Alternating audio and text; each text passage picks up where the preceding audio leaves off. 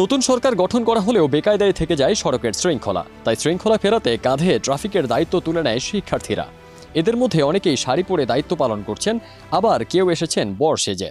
তবে সবকিছু ছাপিয়ে এদের মধ্যে সোশ্যাল ব্লেডে একটাই নাম ঘুরে ফিরছে, নামটি হলো আদিবা।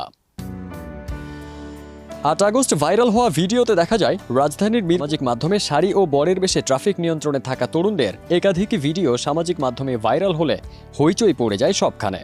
তবে সবার মধ্যে সোশ্যাল ব্লেডে উঠে আসে শাড়ি পরা আদিবার নাম। কে এই তরুণী, কী তার পরিচয়? আবার বরের বেশেই বা কে ছিলেন ট্রাফিক সিগন্যালে? খোঁজ নিয়ে জানা গেছে জগন্নাথ বিশ্ববিদ্যালয়ের গণযোগাযোগ ও সাংবাদিকতা বিভাগে অধ্যয়নরত শাড়ি পরা ওই শিক্ষার্থীর নাম আদিবা নওমী। তার ভিন্নধর্মী এমন পোশাকে ট্রাফিকের কাজ করার বিষয়ে জানতে চাইলে তিনি সংবাদ মাধ্যমকে বলেন, শাড়ি পরে ট্রাফিকের দায়িত্ব পালনকে ভিন্নভাবে দেখার সুযোগ নেই। শাড়ি বাঙালি নারীর ভূষণ। একটি মেয়ে যেভাবে সালোয়ার কামিজ পরে সব কাজ করতে পারেন, একইভাবে একই কাজ শাড়ি পরেও করতে পারেন। আমাদের মায়েরা বেশিরভাগ সময় শাড়িই পরেন।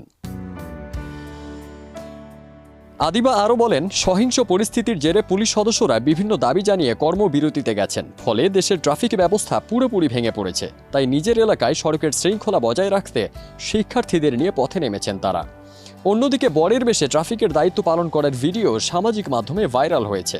ভিডিওতে দেখা যায় বিয়ের বরের পোশাকে ট্রাফিকের দায়িত্ব পালন করছেন এক শিক্ষার্থী। তবে তার পরিচয় এখনও জানা যায়নি।